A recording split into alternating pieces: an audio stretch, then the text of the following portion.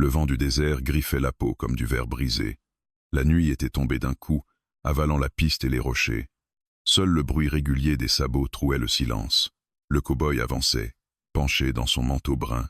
On l'appelait Jonah, et ce manteau râpé l'avait accompagné de ville en désert. Ce soir-là, il ne cherchait rien. Pas d'or, pas d'ennui, pas de femme. Juste un toit, un bol de café noir au relais, un lit qui ne bouge pas comme une selle. Pourtant, plus il avançait, plus une sensation lui serrait le ventre, comme si quelque chose, là, devant, l'attendait. Son cheval se figea, oreille dressée. Jonah tira sur les rênes, la main glissant vers la crosse de son revolver. À quelques mètres, une forme sombre gisait au bord du chemin, à moitié cachée par l'ombre d'un rocher. Il descendit, les bottes craquant dans le gravier. « Et, dit-il simplement, si t'es vivant, c'est le moment de le montrer. » La forme remua. C'était un corps petit, mince. Jonah s'agenouilla. Dans la pâle lumière des étoiles, il distingua un visage de femme, la peau brunie par le soleil, les cheveux noirs collés par la poussière et le sang. Apache. Ses poignets étaient liés par une corde qui avait mordu la chair jusqu'au sang. Il balaya la nuit du regard. Personne. Pas de chevaux, pas de feu lointain. Juste elle, juste lui. Il posa 2 doigts sur son cou. Un pouls battait, fragile. Il sortit son couteau et trancha la corde. La femme étouffa un gémissement lorsque le sang revint dans ses mains. Elle porta aussitôt ses doigts à son flanc. Jonah souleva délicatement le tissu déchiré de sa tunique, une plaie longue et profonde, mal bandée. « Si tu restes là, tu ne verras pas l'aube, » dit-il d'un ton neutre. Ses yeux s'ouvrirent lentement. 2 éclats d'ambre, méfiants, fiévreux. Ils glissèrent sur son chapeau, sa barbe de plusieurs jours, son manteau. « Pourquoi tu t'en soucies, homme blanc ?» demanda-t-elle, la voix rauque. Il haussa les épaules. « Parce que j'ai déjà assez de fantômes collés aux bottes.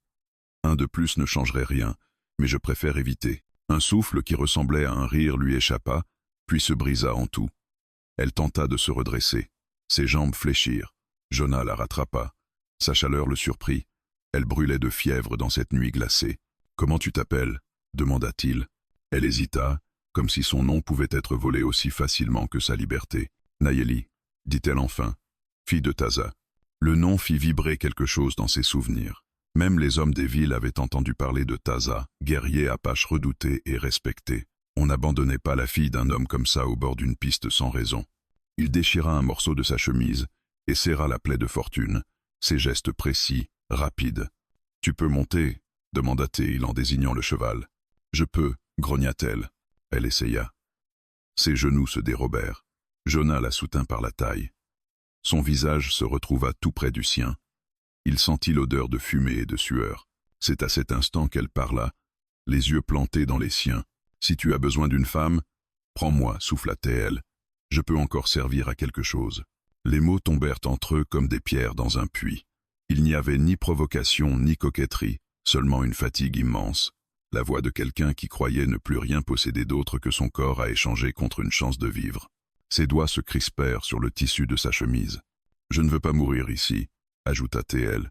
« Si ton prix, c'est ça, prends-le. » Jonah sentit une colère froide lui monter à la gorge, pas contre elle, contre ceux qui l'avaient amené à croire que sa vie tenait à cette offre-là. Il resta silencieux quelques secondes, puis prit une décision. Lentement, il déboutonna son manteau brun, le retira de ses épaules et le posa sur les siennes. Le tissu tiède l'enveloppa presque entièrement. Il rapprocha le col sous son cou. « Garde ça, » dit-il doucement. « C'est tout ce que je prends. » Nayeli resta figée, le regard accroché au sien. « Pourquoi » murmura-t-elle. « Parce que tu n'es pas une monnaie, » répondit-il. « Ni ce soir, ni aucun autre. » Il la souleva avec précaution et la hissa sur la selle. Elle gémit, mais ne protesta pas. Il monta derrière elle, la maintenant d'un bras solide. Elle se laissa aller contre lui, respirant à travers le manteau qui sentait le cuir et la poussière. Ils se mirent en route au pas. La piste se déroulait devant eux comme un ruban sombre. Jonah scrutait l'horizon. Une femme attachée comme un animal au bord d'un chemin n'apparaissait pas par hasard. Quelqu'un l'avait laissée là. Quelqu'un pouvait revenir. Après un long moment, il quitta la piste principale. Il connaissait un repli de roches où le vent frappait moins fort. Le relais était trop loin pour elle. Ils atteignirent enfin l'abri. Jonah mit pied à terre, aida Nayeli à descendre. Il la guida jusqu'à un rocher plat, lui fit signe de s'asseoir, puis il ramassa quelques branches sèches, fit jaillir des étincelles de son silex. Le feu prit, timide, puis grandit, projetant sur les parois des ombres dansantes. Nayeli serra le manteau contre elle.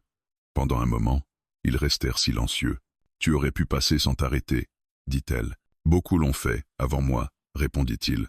Elle baissa les yeux. Le froid lui sembla soudain plus coupant. « Ils me croient coupable, » murmura-t-elle. « Ils veulent que je meure avec ce mensonge. » Jonah releva la tête. « Coupable de quoi ?»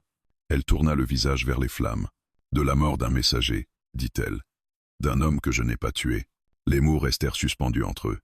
Quelque part au-dessus, un coyote hurla. Jonah sentit, sans savoir pourquoi, que cette phrase venait de tracer une ligne. D'un côté, sa vie d'avant, de l'autre, ce qui allait suivre. La flamme vacillait sous les bourrasques, jetant des éclats d'orange sur la peau de Nayeli. Jonah, assis en face d'elle, entretenait le feu du bout d'une branche. Les braises rougeoyaient, dessinant de minces lignes de chaleur dans la nuit glacée. Le vent, chargé d'odeurs de terre sèche et de genévrier brûlé, semblait respirer autour d'eux comme une bête tapie dans l'ombre. Nayeli gardait le manteau serré contre elle. Jonah ne manqua pas de remarquer qu'elle tremblait encore, mais il ne savait dire si c'était la fièvre, le froid ou quelque chose de plus profond, de plus enfoui. Ses yeux sombres suivaient chaque mouvement du cow-boy, non pas avec peur, mais avec ce mélange de vigilance et de fatigue que portent ceux qui ont trop vu. « Boire ça t'aidera », dit-il en lui tendant une petite gourde d'eau. Elle hésita, puis la prit. Ses doigts tremblèrent légèrement lorsqu'elle porta l'eau à ses lèvres. Jonah détourna le regard, lui laissant un semblant d'intimité. « Tu m'as demandé pourquoi ils veulent ma mort, » dit-elle après un long silence. Jonah acquiesça d'un léger signe de tête, sans la brusquer. « Parle quand tu peux, pas avant. » Elle inspira doucement, comme si chaque mot qu'elle s'apprêtait à dire coûtait une part de sa force déjà fragile. Le messager qui a été tué, c'était l'un des nôtres. Il portait un message pour mon père. Une lettre scellée. Personne ne sait ce qu'elle contenait, mais ceux qui veulent la guerre, les hommes blancs comme certains parmi les nôtres, savaient qu'elle pouvait l'empêcher. Elle releva les yeux vers Jonah. Dans la lueur du feu, leurs reflets tremblaient comme des torches dans la tempête. « Je l'ai vu mourir, » dit-elle d'une voix rauque. « Pas de ma main. Mais j'étais là, et ils ont décidé que c'était suffisant. » Jonah sentit un nœud se former dans son ventre. « Ceux qui t'ont attaché, c'était qui ?» Elle secoua la tête. « Pas des Apaches, pas les miens. Des hommes payés, des chasseurs, et d'autres, que je n'ai jamais vus. » Elle passa une main sur son flanc bandé, grimaça. « J'ai réussi à fuir, avant qu'ils fassent pire. Alors ils m'ont laissé pour morte au bord de la piste. » Le feu crépita plus fort, comme pour avaler ses mots. Jonah resta immobile, ses bras posés sur ses genoux, la mâchoire serrée. « Et toi, » dit-elle soudain, la voix plus ferme, « pourquoi t'es revenu sur tes pas? Pourquoi un homme comme toi s'arrête pour sauver une femme que tout le monde veut voir morte ?» Il haussa un sourcil. « Un homme comme moi? Tu as le regard de ceux qui ont tué, ceux qui ont vécu assez longtemps pour regretter plus de choses qu'ils n'osent avouer. » Jonah esquissa un sourire sans joie. Elle n'avait pas tort. J'ai vu des hommes mourir pour de bonnes raisons, pour de mauvaises aussi. Mais jamais je n'ai pu laisser derrière moi quelqu'un qui ne pouvait même pas marcher. Nayeli se pencha légèrement vers lui. « Tu ne me connais pas, cowboy. Tu ne sais pas ce que ma présence peut te coûter. » Il la fixa droit dans ses yeux. « Toi non plus. Tu ne sais pas ce que j'ai déjà payé. » Elle battit des paupières, surprise par la dureté tranquille de sa voix. Pendant un long moment, aucun ne parla. Le vent sifflait entre les rochers, portant avec lui l'odeur de pluie lointaine, de poussière, et être d'orage. Nayeli ferma les yeux une seconde, mais sa respiration resta tendue, comme si chaque son dans l'obscurité pouvait annoncer l'arrivée d'un ennemi. « Ils te chercheront, » dit Jonah d'un ton neutre. « Ceux qui t'ont laissé là? Oui. Et ils me trouveront avec toi. Oui. » Il remua le feu, puis la regarda encore. « Alors il va falloir qu'on survive jusqu'à l'aube. » Nayeli ouvrit les yeux. Des éclats de feu dansaient dans son regard. « Je peux me battre, » dit-elle, comme si elle devait le prouver. « Même blessée, même seule. »« Je n'en doute pas, » répondit Jonah. « Mais ce soir, t'es avec moi. » Elle détourna les yeux, mais il vit la façon subtile dont ses épaules se relâchèrent, comme si la simple idée de ne plus porter le poids seule lui donnait une minute de répit. Après un long silence, elle reprit. « Le messager, avant de mourir, il m'a glissé la lettre. Elle est ici. » Elle tapota faiblement la doublure de sa tunique. « Je devais la porter à mon père. Je ne sais pas ce qu'elle contient, mais je sais que ceux qui m'ont traqué la voulaient. et que d'autres encore paieraient cher pour qu'elle n'arrive jamais à destination. Jonah se redressa légèrement. « Tu me dis que tu portes quelque chose qui pourrait déclencher une guerre? Ou l'empêcher ?» Elle hocha la tête. « Exactement. » Jonah soupira doucement. « Parfait, tu n'étais pas assez en danger. Il fallait ajouter ça par-dessus. » Un éclat de rire involontaire lui échappa, surprenant même Jonah. Le son était fragile, presque cassé, mais c'était la première note de vie qu'il entendait sortir d'elle depuis qu'il l'avait trouvée. Puis son visage redevint sérieux. « Jonah, murmura-t-elle. Leur chef, celui qui a envoyé ces hommes, il ne voudra pas que je vive. Pas tant que je sais ce que j'ai vu. » Jonah ramassa une braise tombée hors du cercle du feu et la remit au centre. « Alors on fera en sorte que tu restes sans vie. » Elle le fixa longtemps. « Tu dis ça comme si c'était simple. »« Rien n'est simple, » répondit-il. « Mais on commence par se reposer un peu. » Le vent se calma enfin.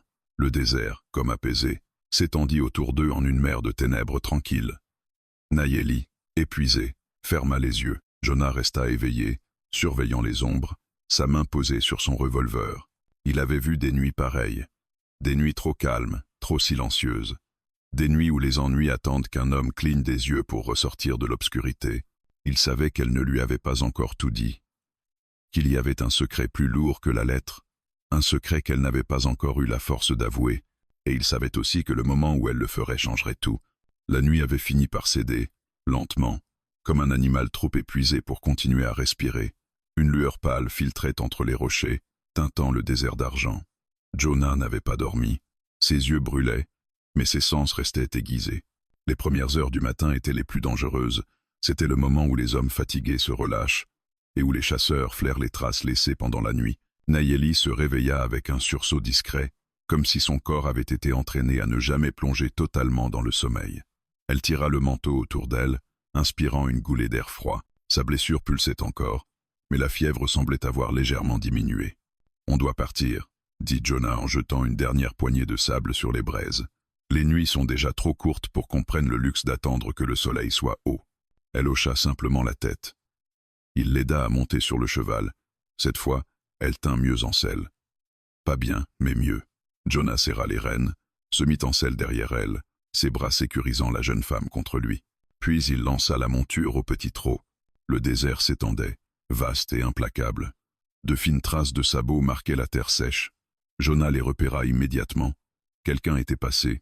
Récemment, il sentit sa mâchoire se tendre. « On nous suit déjà », dit-il. Nayeli se raidit légèrement. « J'ai laissé des traces ? Nous en avons tous laissé. Même les fantômes laissent une ombre quand ils passent. » Elle tourna légèrement la tête. « Tu crois que ce sont eux ? Je le sais. » Ils continuèrent d'avancer. Sans presser la monture au-delà du raisonnable, il fallait garder de la force en réserve. Jonah observait tout, les cailloux renversés, la poussière déplacée, les empreintes déformées par la rosée. Chaque signe criait la même chose. 3 cavaliers, peu, être 4, suivaient leur piste depuis le milieu de la nuit. La chaleur commença à se lever. Le jour dévoila un ciel immense, bleu tranchant, sans un nuage pour briser sa dureté. Le désert reprenait son souffle en silence. Au loin, un cri d'oiseau retentit, un cri trop bref, trop tranchant, pas naturel. Jonah jura entre ses dents. « Quoi ?» demanda Nayeli. « C'est un signal. Un homme qui imite un faucon. Yalapolit. Ils sont proches ?»« Très proches. » Jonah fit tourner le cheval brusquement vers une série de rochers acérés qui formaient un défilé étroit. « On s'y cache ?» demanda-t-il. « On les affronte seulement si on n'a pas le choix. Pas ici, pas maintenant. » Ils s'engagèrent dans le passage. Le sol y était plus dur. Les sabots laissaient moins de traces. Des ombres s'étiraient entre les rochers, créant un labyrinthe de lumière et de ténèbres. Jonah descendit pour effacer quelques marques. Nayeli le regarda faire, serrant le manteau autour d'elle. Un bruit sec claqua au loin. Un écho de pierre contre métal. Nayeli sursauta. Jonah leva la main, la figée. « Ne bouge pas. » Le son se répéta. 3 fois. Une cadence connue des hommes qui chassent d'autres hommes. Un cheval qu'on arrête brusquement. Une arme qu'on prépare. Jonah bondit à côté du cheval, attrapa Nayeli par la taille et la fit glisser derrière un rocher. « Reste accroupi. Ne fais aucun bruit. » Elle le fixa, les yeux écarquillés. « Et toi, je vais ralentir la chasse. » Avant qu'elle ne proteste, il dégaina son revolver, vérifia rapidement le barillet. 6 balles. Pas assez pour un long affrontement. Juste assez Pour survivre si la chance se montrait moins capricieuse que d'habitude. Elle posa la main sur son bras. « Yona, pas maintenant, murmura-t-il. Garde ton souffle, tu en auras besoin. » Il se posta derrière un autre rocher, à quelques pas d'elle. Le silence retomba, pesant comme une corde autour de la gorge. Seuls les faibles hennissements du cheval trahissaient leur présence. Puis un cavalier apparut au tournant du défilé. Grand, barbe sale, fusil en main. Derrière lui, 2 autres hommes, l'air moins assuré mais tout aussi dangereux. « Je le savais », grogna le premier. Le cow-boy et la petite sauvage. Jonah tira le premier coup. La balle frôla le rocher, ricocha, puis se logea dans l'épaule du cavalier. L'homme hurla et chuta lourdement. Les 2 autres cavaliers réagirent immédiatement. Là, il est là. Les coups de feu éclatèrent.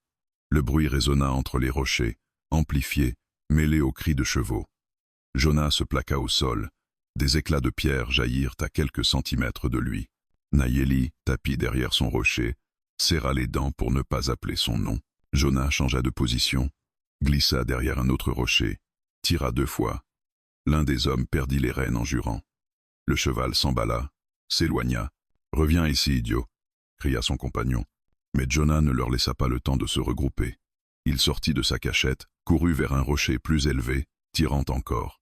Le cavalier restant se couvrit tant bien que mal derrière sa monture, tirant à l'aveugle. Une balle frôla la tempe de Jonah. Une autre explosa près de son pied. « Foutus vacher !»« Vous avez signé votre arrêt de mort. » Jonah ne répondit pas. Il n'était pas du genre à gaspiller son souffle. Il prit une inspiration, ajusta son tir et laissa partir une balle nette et précise. Le cavalier s'effondra dans un bruit lourd. Le silence retomba d'un coup. Seuls les échos lointains de la confrontation vibraient encore dans les pierres. Jonah essuya la sueur de son front, rangea son arme et se précipita vers Nayeli. Elle était toujours accroupie, tremblante, mais vivante. Lorsqu'elle le vit, elle hocha la tête, comme pour lui dire qu'elle tenait le coup. Il la prit par le bras et l'aida à se relever. « Il faut partir. Maintenant, avant que d'autres arrivent. Jonah, ce que tu as fait, je t'avais dit que t'étais avec moi ce soir, coupa-t-il. Et maintenant, ça nous lie jusqu'à la fin de cette histoire. » Il remit Nayeli en selle, monta derrière elle et lança le cheval dans une autre direction, loin du défilé, loin des cadavres, loin des regards. Le soleil montait dans le ciel comme une lame chauffée à blanc. Et Jonah savait une chose. Ce matin-là, il n'avait pas échappé à la mort. Il l'avait seulement distancée, et elle reviendrait. Toujours. Le cheval avançait d'un pas irrégulier, encore secoué par la fuite, mais Jonah ne ralentissait pas. Le soleil grimpait dans le ciel, frappant leur dos comme un marteau brûlant. Le désert s'étendait devant eux, large, ouvert, sans un arbre pour offrir l'ombre qu'ils désespéraient de trouver. Il fallait atteindre l'abri avant midi. Nayeli peinait à garder les yeux ouverts. Sa blessure avait rouvert sous les secousses de la course, laissant une tache sombre s'étendre sur son vêtement. Jonah la sentait faiblir contre lui. « Tiens encore un peu » murmura-t-elle. « On y est presque. » Elle ne répondit pas, mais serra faiblement ses doigts sur l'avant-bras du cow-boy pour lui montrer qu'elle l'entendait. Jonah connaissait une vieille route, délaissée depuis 10 ans. Elle menait à un village minier abandonné, autrefois animé par les cris des chercheurs d'or, aujourd'hui réduit à des murs effondrés et des souvenirs qui refusent de mourir. Un endroit où personne ne vient par hasard. Et surtout, un endroit où personne ne penserait à chercher une femme à page blessée. Lorsqu'ils atteignirent la crête, le village apparut en contrebas, recroquevillé entre 2 falaises, comme un animal blessé qui aurait tenté de mourir en paix. Des planches brisées, des fenêtres sans vitres, une église à moitié dévorée par le vent. Nayeli ouvrit enfin les yeux. « Où sommes-nous » murmura-t-elle, la voix à peine un souffle. « À Dédelot. Où est-ce qu'il en reste ?» Elle frissonna, mais Jonah descendit déjà du cheval, la prit dans ses bras, malgré sa protestation faible, et la porta jusqu'à la première maison, encore debout. La porte, à moitié arrachée, grinça longuement lorsqu'il la poussa. L'intérieur était sombre et couvert de poussière, mais au moins le toit tenait. Il déposa Nayeli sur un lit de corde dont il écarta les morceaux cassés. Puis il alluma une vieille lampe à huile trouvée sur une étagère, l'odeur lourde emplissant l'air. « Laisse-moi voir ta blessure. » Elle hocha la tête, épuisée. Jonah défit le pan de tissu imbibé de sang. La plaie était laide, mais encore propre. La fuite, en revanche, avait rouvert les bords. Il désinfecta, banda, resserra. Les doigts de Nayeli s'agrippaient au tissu du manteau pour ne pas crier. « Tu n'es pas obligé. » souffla-t-elle entre deux respirations serrées. Arrête de dire ça. Je suis ici, non? Elle ferma les yeux, cédant enfin. Quand il eut terminé, il s'assit à côté d'elle. La lumière de la lampe dessinait sur son visage des ombres profondes, accentuant la fatigue, la poussière, la fièvre qui revenait lentement. Pendant un long moment, ils ne parlèrent pas. Le vent passait entre les planches des murs comme une voix ancienne, murmurant les noms oubliés des hommes qui avaient vécu ici. C'est Nayeli qui rompit le silence. Jonah, tu sais pourquoi j'ai dit cette phrase hier soir? Quelle phrase? Demanda T, même s'il savait très bien. Si tu as besoin d'une femme, prends-moi. Lausanne. Il ne répondit pas tout de suite. Il posa simplement les coudes sur ses genoux et attendit. Nayeli inspira profondément. Chez nous, offrir son corps, ce n'est pas un jeu, ce n'est pas de la séduction. C'est un dernier recours quand on croit sa vie perdue. Je pensais que c'était la seule chose qui pouvait me sauver, le seul moyen de donner à un homme une raison de m'aider. Elle baissa les yeux, honteuse. J'avais tort. Jonah soupira. Nayeli, dans beaucoup d'endroits, des femmes ont cru la même chose. Pas parce qu'elles le voulaient, mais parce qu'on leur avait appris qu'elles n'avaient rien d'autre à offrir que ça. Elle releva les yeux vers lui, surprise par la douceur de ses mots. Et toi, tu m'as donné ton manteau, comme si je n'étais pas ce que je croyais que j'étais devenu. Jonah regarda le vieux tissu brun posé sur ses épaules. Ce manteau, dit-il lentement, je l'ai porté quand j'ai enterré mon frère, quand j'ai survécu à des hivers qui auraient brisé des chevaux, quand j'ai perdu des hommes qui croyaient en moi. Je ne l'ai pas donné pour te racheter, je te l'ai donné pour que tu restes en vie. Nayeli avala difficilement sa salive. Alors pourquoi? Pourquoi m'aider? Pourquoi risquer ta vie? Jonah passa une main sur son visage. Parce que je ne peux pas supporter de voir quelqu'un qui ne mérite pas la mort se faire abattre comme un animal. Parce que j'ai déjà vécu assez pour savoir que les justes ne sont pas nombreux. Et toi? Il s'interrompit, posant enfin son regard dans le sien. Toi, tu n'as jamais eu une chance. Nayeli détourna la tête, submergée par une émotion qu'elle semblait refuser de montrer. Elle inspira lentement, comme si elle voulait dire quelque chose d'important mais hésitait encore. Jonah, dit-elle, j'ai vu plus que la mort du messager. J'ai entendu quelque chose que je n'aurais jamais dû entendre. Il se redressa brusquement. Quoi, Nayeli? Elle fit glisser ses doigts le long du manteau, cherchant la force de continuer. Des hommes. 2 hommes blancs. Ils parlaient dans le noir. Ils ne savaient pas que j'étais là. C'était avant que je m'enfuis. Ils ont dit, elle prit une grande bouffée d'air, que la lettre était la preuve d'un pacte, un marché entre un colonel et un chef blanc pour provoquer une guerre contre les Apaches, que si le message arrivait à mon père, tout échouerait. Les 5 du Jonah s'y glacent. Un colonel? Tu as entendu un nom? Eleocha. Carlyle. Jonah sentit son estomac se nouer. Henry Carlyle. Le ton de sa voix changea, devenant d'une dureté implacable. Tu connais cet homme? Demanda Tay. Oui.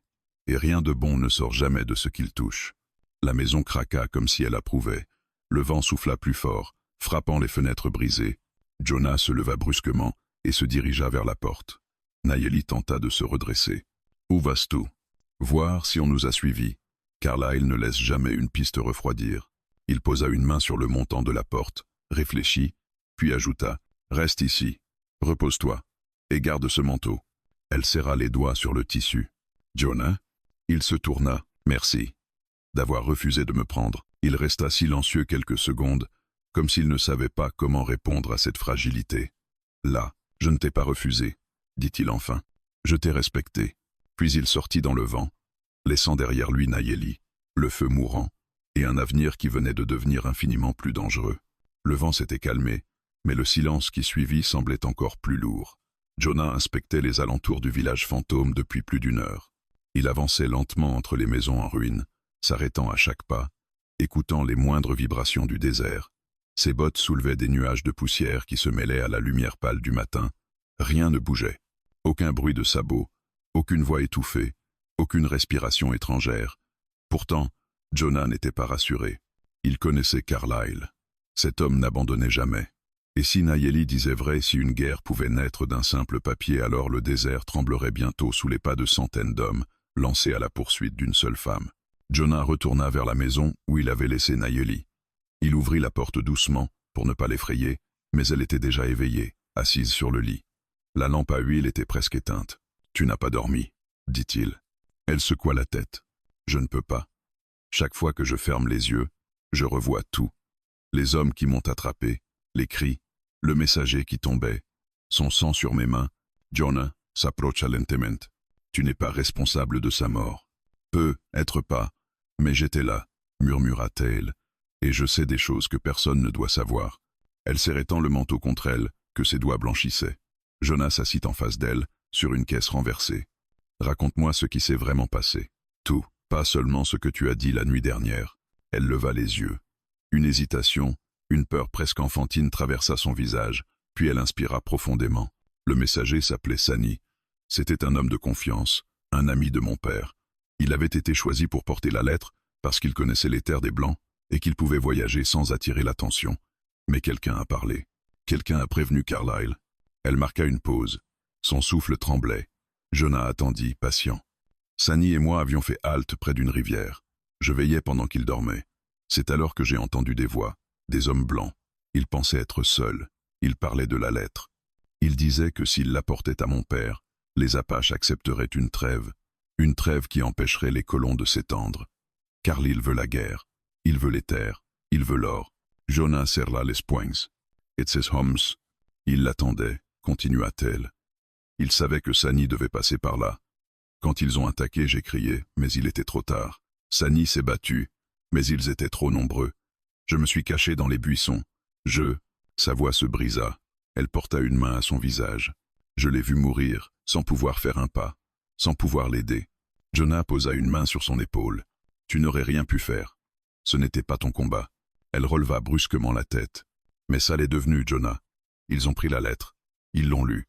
Et ils ont dit, elle baissa les yeux, que le nom de Carlyle y apparaissait, comme signataire. Il avait lui-même proposé le traité à mon père, pour mieux le trahir. Jonah sentit son cœur se glacer.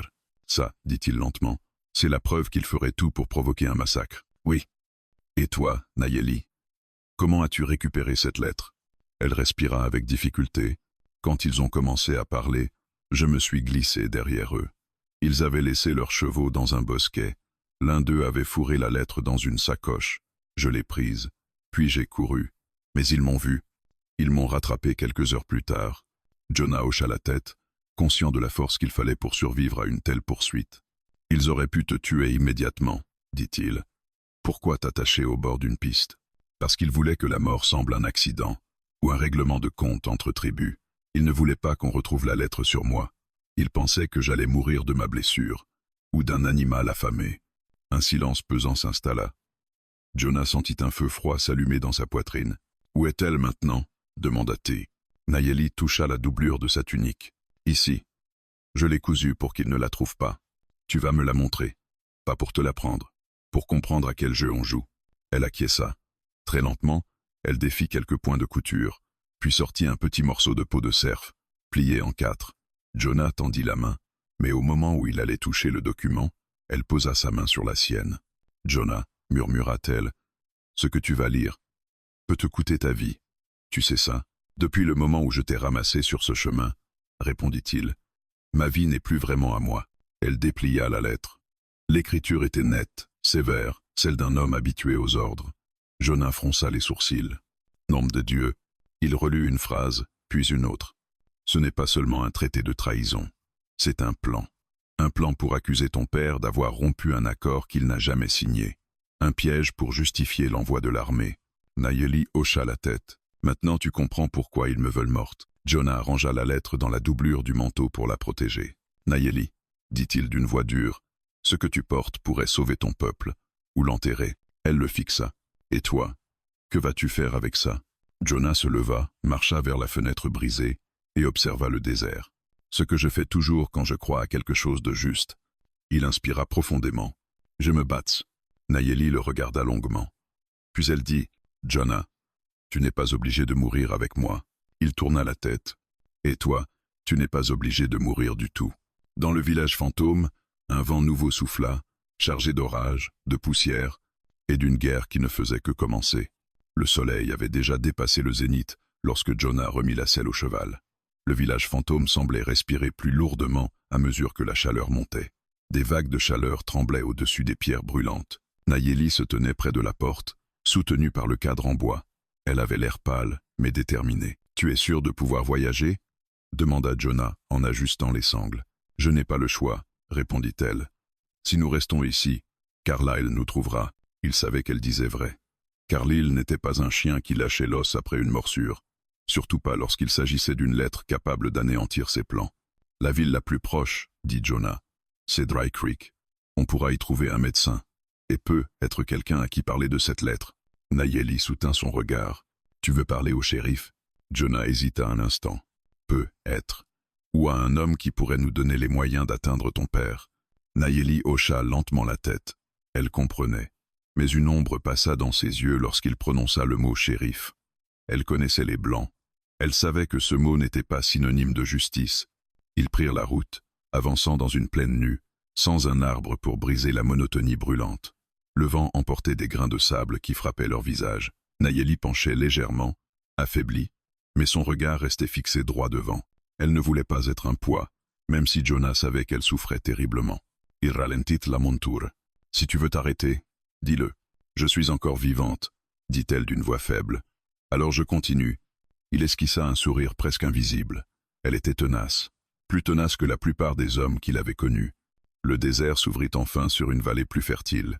Au loin, des bâtiments apparurent, Dry Creek, une petite ville poussiéreuse, perdue entre deux collines, mais suffisamment animée pour attirer marchands, voyageurs et ennuis. Lorsque Jonah et Nayeli atteignirent la rue principale, des regards se tournaient déjà vers eux. Une femme apache blessée, serrée contre un cow-boy au manteau troué. Voilà de quoi nourrir les rumeurs pour une semaine entière. Jonah descendit, aida Nayeli à poser pied à terre, puis la soutint. « On va voir le docteur Warren, dit-il.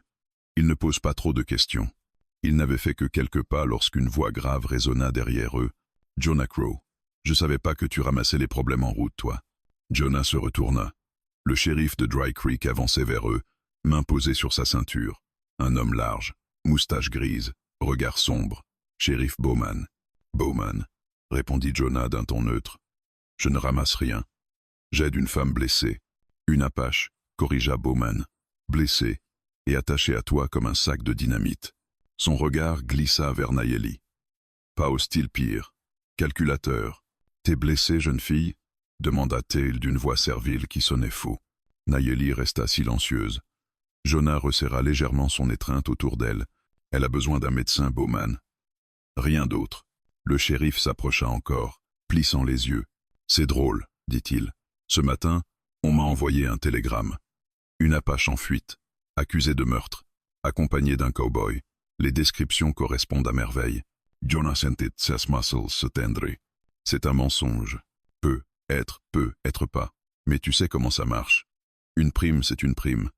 Et celle-là est belle. Il posa sa main sur son revolver. Jonah, je vais devoir te demander de me la remettre. Pour la sécurité de la ville, bien sûr. Nayeli inspira brusquement. Jonah se plaça instinctivement entre elle et Bowman. Personne ne prendra cette femme, dit-il d'un ton calme. Elle n'a rien fait. Bowman haussa un sourcil. Oh, Jonah! Toujours à croire les beaux discours. Toujours à jouer les héros. Il fit un pas de plus. Écarte-toi. Ce n'est pas personnel. C'est précisément personnel.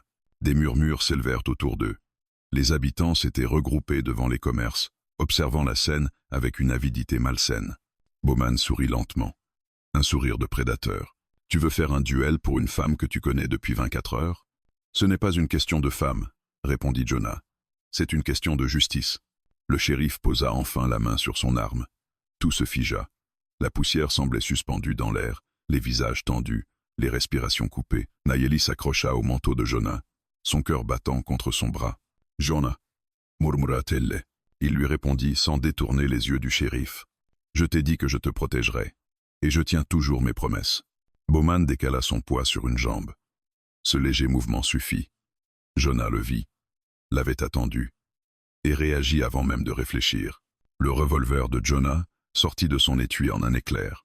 Pas pour tirer, pour viser, pour empêcher Bowman de dégainer sans risquer sa propre vie. « Ne fais pas ça, Bowman, » dit-il d'une voix basse mais ferme. « On ne va pas transformer ta ville en champ de tir. » La foule recula d'un pas. Les doigts du shérif tremblèrent. Jonah le connaissait assez pour savoir qu'il hésitait entre la prime, la fierté et le bon sens. Après un silence interminable, Bowman leva les deux mains, très lentement, Très bien, dit-il. Mais vous ne resterez pas ici. Je veux vous voir hors de ma ville avant la nuit. Ce sera fait. Et Jonah. Le shérif se pencha légèrement vers lui.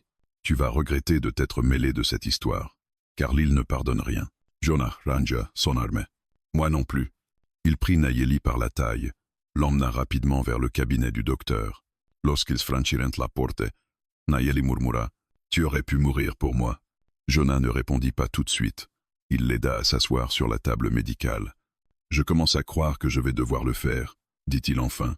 Nayeli le fixa, profondément bouleversé, et pour la première fois, Jonah comprit que protéger cette femme n'était plus seulement une décision. C'était devenu une conviction, et peut être quelque chose de beaucoup plus dangereux encore. Le docteur Warren avait fait ce qu'il avait pu. Il avait nettoyé la plaie de Nayeli, recousu les bords, appliqué une pommade qui sentait l'herbe amère, puis il avait bandé le tout, avec une précision presque militaire. La jeune femme avait serré les dents à chaque piqûre, mais pas une plainte n'avait franchi ses lèvres. Jonah, silencieux, avait observé chaque geste du médecin, prêt à réagir à la moindre provocation. Lorsque le soleil commença à décliner, Dry Creek s'embrasa dans les teintes orangées du crépuscule. Jonah jeta un regard par la fenêtre du cabinet médical. Les habitants de la ville continuaient de jeter des regards suspicieux vers la porte. Il sentait la tension monter dans l'air. « On doit partir », dit-il au médecin. « Maintenant ?» Warren se frotta les mains sur son tablier, nerveux. « Crow, j'ai entendu des choses. Carlyle a envoyé des hommes dans la région, des chasseurs de primes, des militaires aussi. Je ne sais pas ce que vous transportez, mais ça attire plus que la misère. » Jonah hocha la tête. « Oui, c'est exactement pour ça qu'on ne peut pas rester. » Nayeli descendit lentement de la table, le manteau de Jonah reposant sur ses épaules comme un bouclier. « Merci, docteur, » souffla-t-elle. Warren lui lança un regard inquiet. « Faites attention, jeune femme. Les hommes qui vous cherchent ne sont pas du genre à discuter. » Ils sortirent par la porte arrière. Jonah prit la main de Nayeli pour l'aider à descendre les marches. Une douleur la fit grimacer, mais elle tint bon. « La cabane du vieux trappeur est à 1 heure de marche, » dit Jonah. « On ne peut pas prendre le cheval pour éviter de laisser une piste trop claire. »« Je peux marcher, » répondit-elle, « tant que tu marches devant moi. » Il lui adressa un sourire léger. « C'est ce que je comptais faire. » Ils quittèrent Dry Creek par un sentier étroit, serpentant entre les broussailles. L'air rafraîchi par le soir avait une odeur de terre humide, comme si le désert retenait son souffle avant la tombée de la nuit. Nayeli avançait lentement, mais sans faiblir. Jonah restait à ses côtés, prêt à la rattraper au moindre faux pas. Il lui parlait peu, mais il jetait de temps à autre un regard sur elle, confirmant que son teint ne virait pas trop pâle, que sa respiration restait stable. Après une longue marche silencieuse, ils atteignirent une petite clairière où se tenait une cabane de bois sombre, presque avalée par les pins tordus. C'était un abri solide, malgré les années. Jonah poussa la porte, elle grinça comme un vieillard qui se réveille, et alluma la lampe qui pendait près de l'entrée. L'intérieur était simple, une table, un lit de camp, une vieille peau d'ours accrochée au mur, un poêle à bois encore utilisable. Jonah alluma un feu, et bientôt la chaleur remplit la pièce. Nayeli s'assit sur une chaise, respirant lentement, comme si la sécurité de ses murs retirait enfin un poids de ses épaules. « Ça ira, » dit Jonah. « On peut rester ici la nuit. » Elle se massa doucement les tempes. « Jonah, Dry Creek ne nous a pas trahis aujourd'hui. Mais ça ne durera pas. Le shérif parlera, et Carlyle écoutera. Je sais. » Il posa du bois dans le poêle, observant les flammes danser. « Alors pourquoi restons-nous ici ?» demanda-t-elle, perplexe. « Parce que tu vas t'effondrer si on pousse plus loin ce soir, parce que ta plaie vient juste d'être recousue, et parce que j'ai besoin de réfléchir. » Elle le fixa longuement. « Tu veux réfléchir à abandonner, c'est ça ?» Il secoua la tête. Pas une seconde. Un silence doux remplit la pièce. Jonah s'assit sur la chaise en face d'elle. Les flammes projetaient leurs ombres sur les murs, donnant à la cabane une atmosphère presque intime. Nayeli tira légèrement le manteau sur sa poitrine. « Jonah, pourquoi fais-tu tout ça ?» Il la regarda, pris au dépourvu par la question. « Parce que quelqu'un doit t'aider à porter cette histoire. Et parce que si je ne le fais pas, personne ne le fera. » Elle inclina la tête. « Chez mon peuple, » dit-elle d'une voix basse, « offrir son manteau est un symbole. Cela signifie qu'on prend la responsabilité de l'autre, qu'on le protège, qu'on lui donne une place dans sa vie. » Jonah resta silencieux. « Je ne suis pas apache, » répondit-il doucement. « Mais si c'est ce que tu crois, alors oui, c'est ce que j'ai fait. » Elle ferma les yeux un instant, comme pour absorber ses mots. « Je ne voulais pas. T'offrir l'idée que j'étais une femme qu'on échange. Je l'ai dit parce que je croyais que je n'avais plus rien. Mais toi, Jonah, tu m'as donné autre chose. Il haussa les épaules. Je t'ai donné un manteau. Rien de plus. Elle secoua la tête. Tu m'as donné une raison de ne pas mourir. Ces mots percutèrent Jonah comme un coup de vent froid. Il détourna les yeux, mal à l'aise avec cette vérité nue. Nayeli se leva lentement, s'appuyant contre la table. Jonah fit un mouvement pour l'aider, mais elle l'arrêta. Je veux marcher seule un peu. Je veux sentir que je suis encore vivante. Elle fit quelques pas dans la cabane, vacillante mais déterminée. Jonah la suivait du regard, prêt à intervenir. Jonah, murmura-t-elle, en posant une main sur la peau d'ours au mur. As-tu aimé quelqu'un, un jour? Il avala difficilement. Oui, et j'ai perdu. Chaque fois, elle hocha lentement la tête. Moi aussi, le silence s'alourdit, chargé de secrets, de blessures anciennes.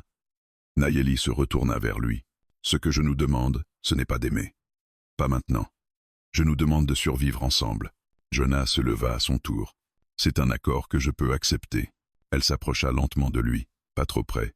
Juste assez pour que leurs souffles se rencontrent. Le manteau glissa légèrement sur son épaule, révélant un instant la finesse de sa clavicule, la fragilité de sa peau marquée par la fièvre et la lutte. Jonah sentit une chaleur monter dans sa poitrine. Pas désir, quelque chose de plus rare, de plus dangereux.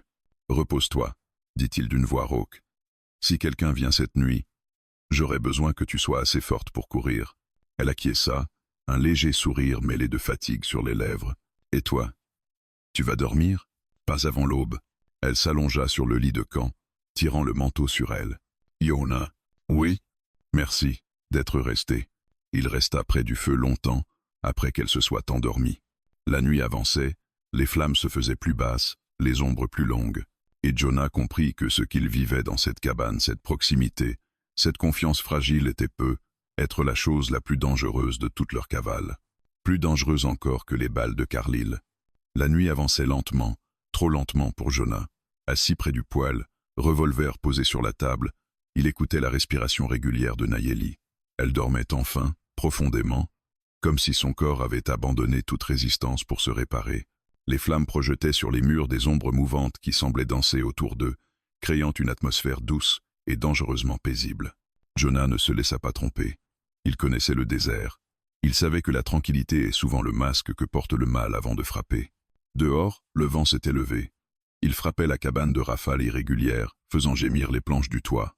Jonah leva la tête. Quelque chose, dans ce vent, n'était pas naturel. Une variation imperceptible, comme si la nuit retenait son souffle. Il se leva, s'approcha de la fenêtre, éteignit la lampe pour y voir plus clair. Le noir dehors était presque total, mais pas assez pour cacher certains détails à un homme habitué à survivre. Une branche venait de bouger, pas à cause du vent. Une silhouette se dessinait entre les pines, immobile, comme sculptée par l'obscurité elle-même. Jonah sentit son cœur ralentir, noter, analyser, se préparer. Il fit demi-tour, secoua délicatement Nayeli. « Réveille-toi. On a de la compagnie. » Elle ouvrit les yeux, déroutée, puis alerte en une seconde. Qui? Pas le shérif. Pas les hommes de Dry Creek. Quelqu'un de pire. Elle se redressa malgré la douleur. Le chasseur de primes, celui qui a survécu dans le défilé? Non. Lui, je l'ai vu tomber. Mais celui-ci, c'est un autre. Celui dont on raconte qu'il peut suivre une trace à travers la pierre elle-même. Celui que Carlyle envoie quand il veut que quelqu'un disparaisse sans laisser de corps. Nayeli sentit un frisson lui traverser l'échine. Jonah, s'il nous trouve ici, il nous a déjà trouvés. Jonah prit sa carabine, vérifia rapidement les balles, puis fit signe à Nayeli de se glisser derrière la table. Ne sors pas, ne parle pas, et si je tombe? Cours. Non, dit-elle fermement, je ne te laisse pas. Nayeli, écoute-moi. Si je tombe, c'est que cet homme est trop fort. Tu ne pourrais pas m'aider. Mais toi, tu portes la seule chose capable d'arrêter Carlyle. Si tu meurs, tout est perdu. Elle serra les dents. Jonah n'eut pas le temps de répondre. La porte vola soudainement en éclats. Un homme massif entra, silhouette noire contre la lune, couvert d'un manteau de cuir déchiré par des années de violence. Son chapeau lui masquait les yeux, mais pas sa réputation. Silas Green, le traqueur des traqueurs, un nom qu'on chuchotait dans les saloons comme une menace invisible. Il parlait peu, mais son regard parlait pour lui, froid, précis, implacable. Jonah se plaça immédiatement devant Nayeli. « Grain, dit-il, en gardant sa carabine levée. Je vois que Carlyle garde ses meilleurs chiens pour les derniers mètres. Silas Green sourit légèrement, révélant une cicatrice profonde qui défigurait sa joue. Crow, murmura-t-il d'une voix rauque. On disait que tu savais choisir ton camp. Dommage que tu aies choisi le mauvais. Ça dépend pour qui on travaille, répondit Jonah. Car là, il n'est pas un homme. C'est un incendie. Tout ce qu'il touche, il brûle. Grain haussa les épaules. Je ne suis pas payé pour penser à la moralité d'un incendie. Je suis payé pour l'alimenter. Il dégaina alors son revolver. Le geste fut si rapide que Jonah l'aurait à peine vu, si Jonah n'avait pas vécu des années à observer des hommes prêts à tuer. Mais cette fois, la vitesse n'était pas de son côté. Green tira le premier. Une balle éclata la lampe, plongeant la pièce dans une obscurité presque complète. Jonah roula au sol, tirant à son tour. Le coup ricocha sur un mur. Des éclats de bois volèrent. Nayeli se couvrit la tête de ses bras. « Resta au sol » cria Jonah. Les pas lourds de grains résonnèrent dans la cabane. Chaque mouvement était calculé, chaque respiration maîtrisée. Jonah se redressa légèrement, essayant de deviner sa position. Un bruit derrière lui, il se retourna juste à temps. Grain surgissait de l'ombre. Jonah para de son avant-bras, mais le choc fut brutal. Grain le jeta presque contre la table. La douleur traversa Jonah comme un éclair. Il tenta de tirer, mais Silas bloqua son poignet et le désarma. Le revolver tomba au sol. Nayeli poussa un cri étouffé. « Tu deviens lent, Crow » grogna Green. « Non » répondit Jonah, essoufflé. « J'ai juste trouvé quelqu'un qui vaut la peine de ralentir. » Green s'arrête. « Ça ne te sauvera pas. » Il arma son revolver pour tirer à bout portant. Nayeli, derrière eux, vit la scène comme au ralenti. Elle chercha quelque chose, n'importe quoi. Son regard tomba sur le tisonnier près du poêle. Elle l'attrapa, le poids lui tirant une grimace de douleur, mais elle tint bon. Grain se tourna vers elle lorsqu'il entendit son pas. « Ne bouge pas, fille de Taza, » dit-il calmement. Ou je t'abats après lui. Mais elle ne bougea pas. Elle les frappa. Le tisonnier brûlant s'écrasa sur l'épaule de Grain. Un hurlement bestial déchira l'air. Jonah profita de l'ouverture pour se jeter sur lui, tous les deux roulant au sol dans une lutte sauvage. Grain, malgré la brûlure, était monstrueusement fort. Il saisit Jonah à la gorge, serrant comme une mâchoire de fer. Nayeli, tremblante, chercha le revolver tombé au sol. Ses doigts hésitaient. Elle n'avait jamais tiré. Nayeli, la voix étranglée de Jonah, un souffle, presque un adieu. Elle éleva l'arme. Visa, retint son souffle, et tira. La balle frappa Green dans le flanc. Il hurla, lâcha Jonah, chancela. Jonah, haletant, reprit son revolver tombé à moitié sous la table. 2 coups retentirent presque simultanément. Green fut projeté en arrière, s'effondra contre la porte brisée, puis plus rien. Silence, sauf les respirations saccadées de Jonah et Nayeli. Après de longues secondes, Jonah se redressa lentement. « Nayeli, tu m'as sauvé la vie. » Elle s'effondra presque dans ses bras. « Je ne pouvais pas te laisser. » Il la soutint contre lui, ses mains encore tremblantes. « Tu vois, dit-il d'une voix basse, tu n'es pas seulement quelqu'un à protéger. Tu es quelqu'un qui me protège aussi. » Elle posa son front contre sa poitrine. Jonah ferma les yeux. Il venait de survivre à Silas Green, mais il savait qu'une vérité plus dangereuse encore venait de s'imposer à lui. Ce n'était plus seulement une mission, ce n'était plus seulement une protection. Il tenait à elle, à en mourir, et Carlyle allait bientôt le comprendre. Le corps de Silas Green gisait encore contre la porte brisée lorsque Jonah referma enfin la main de Nayeli entre les siennes. L'air dans la cabane était épais, saturé de fumée, de sueur, de peur et de sang. La nuit, dehors, semblait retenir son souffle, comme si le désert lui-même avait été témoin de trop de morts pour en supporter une de plus. Nayeli tremblait toujours, mais ce n'était plus la terreur qui secouait son corps, c'était l'après-coup. Le vertige de quelqu'un qui vient de dépasser les limites qu'elle croyait avoir. Jonah la soutenait, ses mains larges et rugueuses, enveloppant les doigts fins de la jeune femme, comme un ancrage dans un monde soudain vacillant. « Assieds-toi » murmura-t-il. Elle hocha la tête, incapable de parler, et se laissa guider jusqu'à une chaise. Jonah prit une couverture qu'il trouva dans un coin et la posa sur ses épaules. « Tu as fait ce qu'il fallait, » dit-il doucement. « Tu m'as sauvé la vie. » Elle releva les yeux vers lui, respirant plus lentement maintenant. « J'ai tiré sur un homme. Oui, je ne l'avais jamais fait avant. » Jonah s'accroupit devant elle. « Il allait me tuer, et ensuite il t'aurait tué. Tu n'as pas tiré par colère, tu as tiré pour vivre. » Elle baissa les yeux, serrant la couverture autour d'elle. « Est-ce que Est-ce que ça fait de moi quelqu'un d'autre? Jonah prit son visage entre ses mains, doucement, comme s'il s'approchait d'un animal blessé. Ça fait de toi quelqu'un qui refuse de mourir. C'est tout. Elle ferma les yeux un instant, laissant ses mots se déposer en elle. Pendant ce temps, Jonah se releva et s'approcha du cadavre de Silas Green. Il fouilla ses poches, cherchant ce qu'il savait y trouver. Il découvrit un petit carnet, relié de cuir épais, attaché par une lanière. Un carnet que les traqueurs les plus dangereux utilisaient pour noter leurs contrats, leurs cibles et leurs commanditaires. Il fronça les sourcils. « Qu'est-ce que c'est » demanda Nayeli, encore faible. « Des preuves » répondit-il en secouant le carnet. Peut être la seule chance d'arriver jusqu'à Carlisle sans être abattu avant d'ouvrir la bouche. Il retourna le corps avec précaution. Sous le manteau de cuir brûlé, une enveloppe scellée tomba au sol. Jonah la ramassa. L'enveloppe portait un nom, écrit avec une main sûre, Henry Carlisle. Il lui avait donné des instructions écrites, murmura Jonah. Ce type était tellement sûr de lui qu'il n'a même pas pris la peine de cacher son implication. Nayeli le regarda, la respiration encore fragile. Qu'est-ce qu'il y a dedans? Jonah passa son pouce sous le seau. De quoi finir cette histoire? Une bonne fois pour toutes. Il déchira l'enveloppe. À l'intérieur, une lettre courte, concise, glaciale dans sa simplicité. Les ordres étaient clairs. Retrouver Nayeli, la tuer après interrogation, récupérer la lettre Apache, déposer son corps près de la frontière pour accuser sa tribu, effacer toute trace de sa fuite. La signature au bas de la page, Colonel H. Carlisle. Jonah rangea la lettre dans son manteau. « C'est fini, dit-il. On l'a.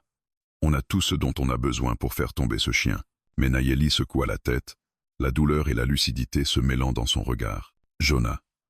Carlisle ne sera pas arrêté parce qu'on a une lettre. C'est un homme puissant. Il contrôle des soldats, des juges, même des shérifs. Tu crois vraiment qu'une preuve suffit? » Jonah réfléchit un instant. « Non, une lettre ne suffit pas. » Il s'approcha du poêle, posa une main contre le bois chaud. « Mais une lettre, un témoignage et un témoin vivant, ça commence à faire beaucoup. » Nayeli inspira brusquement. « Je suis le témoin, le seul. » Elle baissa les yeux vers ses mains, encore tachées de sang. « Si je dois parler, il faudra que je regarde ces hommes, que je raconte ce que j'ai vu, la mort de Sani, les mots qu'ils ont dits, les ordres qu'ils ont reçus. » Jonah se rapprocha, mit une main sur son épaule. « Je sais, et je ne te forcerai jamais. » Elle releva son regard, brillant dans la lumière tremblante du feu. « Jonah, ils m'ont traqué, battu, laissé pour morte. Ils ont voulu me réduire au silence. S'ils veulent la guerre, alors ils auront ma voix comme arme. » Il hocha lentement la tête. « Alors on ira ensemble. » Quelque chose changea dans la cabane. Une tension qui n'était plus celle de la peur, mais celle de l'engagement. Jonah se redressa, commença à rassembler ses affaires. On partira à l'aube. Direction Dry Creek d'abord. Nayeli sursauta. Jonah. Bowman voudra encore me livrer. Bowman sera forcé de nous écouter, répondit-il. Et si ce n'est pas le cas, il posa la main sur la crosse de son revolver. On improvisea. Elle déglutit. Et après Dry Creek, le fort, le conseil militaire. Là où Carlisle fait régner sa loi. Là où tout doit finir. Nayeli sentit. Son cœur se serrer. Ce sera dangereux. Tout ce qui vaut la peine l'est. Elle joignit ses mains, cherchant ses mots. Jonah, je ne veux pas que tu meures pour moi. Il la fixa un long moment, le visage éclairé par le feu. Nayeli, je ne me bats plus pour toi seul. Je me bats pour ce qui est juste. Pour ce que j'aurais dû défendre il y a longtemps. Elle détourna légèrement le regard, émue par une force qu'elle n'avait jamais vue chez un homme blanc. « Et si on échoue » demanda-t-elle dans un souffle. Jonah ne répondit pas tout de suite. Il s'approcha d'elle. « Alors on échouera ensemble. » Elle ferma les yeux, touchée plus profondément qu'elle ne voulait l'avouer. Le vent se leva soudain à l'extérieur, faisant claquer les branches contre la cabane. Nayeli frissonna. Jonah posa une couverture supplémentaire sur ses épaules. « Repose-toi, dit-il. Demain, on marche vers la vérité. » Elle murmura. « Et vers la mort ?» Jonah s'agenouilla devant elle, sa main effleurant la sienne. « Non. Vers la justice. » Il se releva, attrapa son fusil, vérifia chaque balle, puis s'installa près de la porte brisée, veillant sur elle.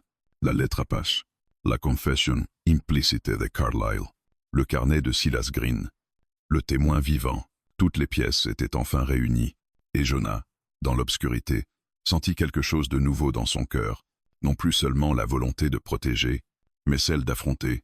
Demain, le désert écouterait une vérité qu'on avait voulu enterrer dans le sang. Demain, les hommes de Carlisle découvriraient que Jonah Crow n'était pas un simple cow-boy. Il était une tempête qui approchait.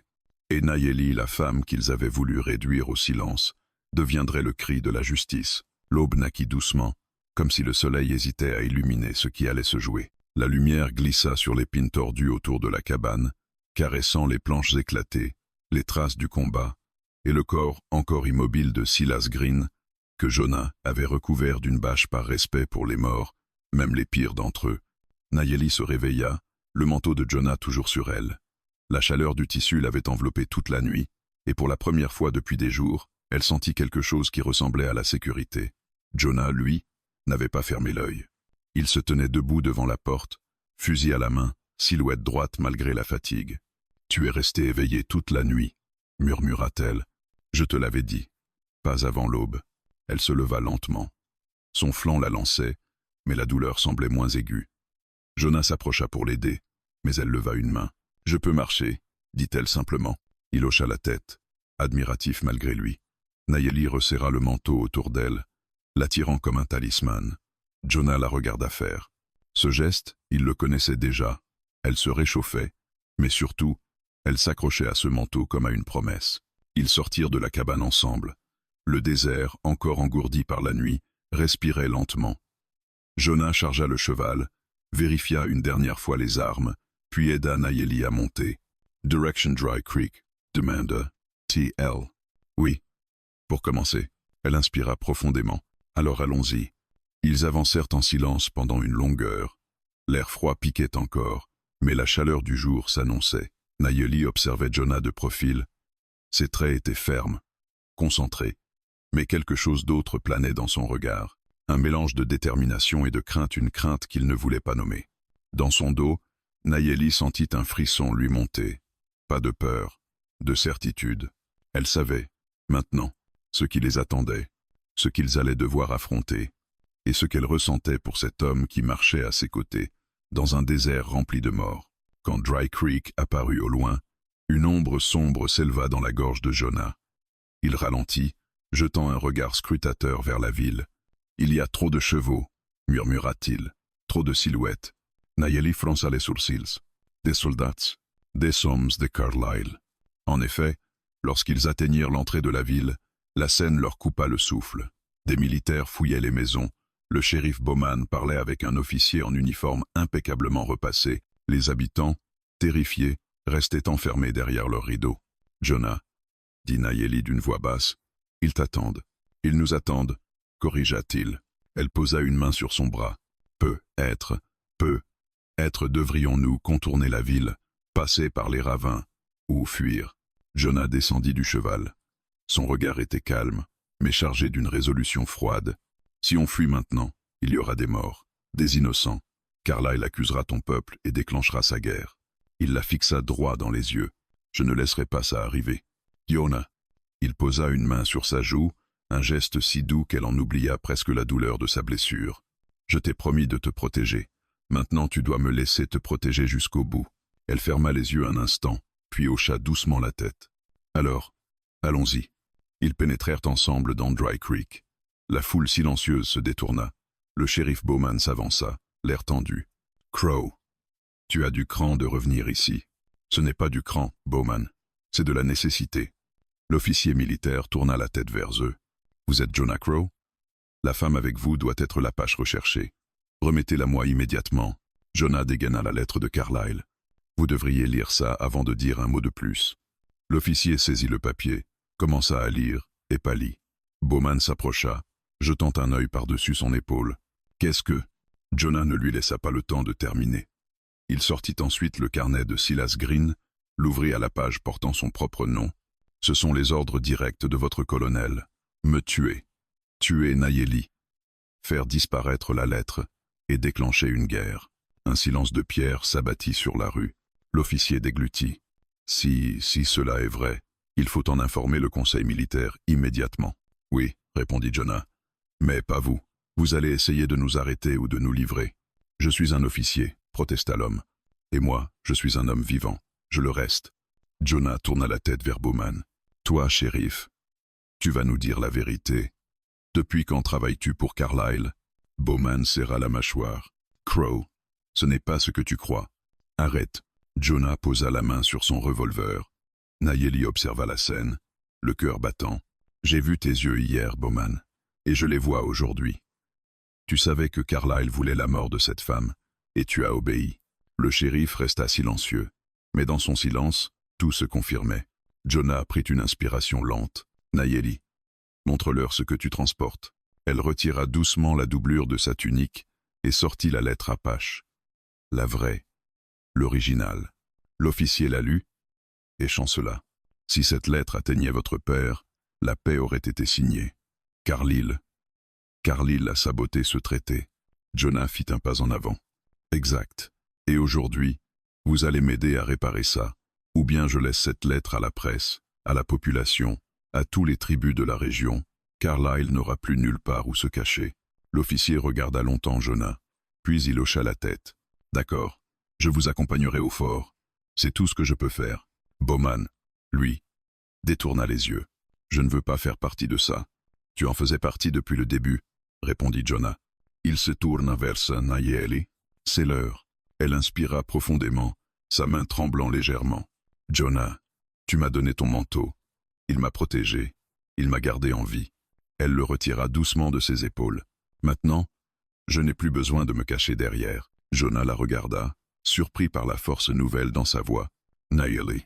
Elle s'approcha, posa le manteau contre sa poitrine, ses yeux brûlants de détermination. Je veux marcher avec toi.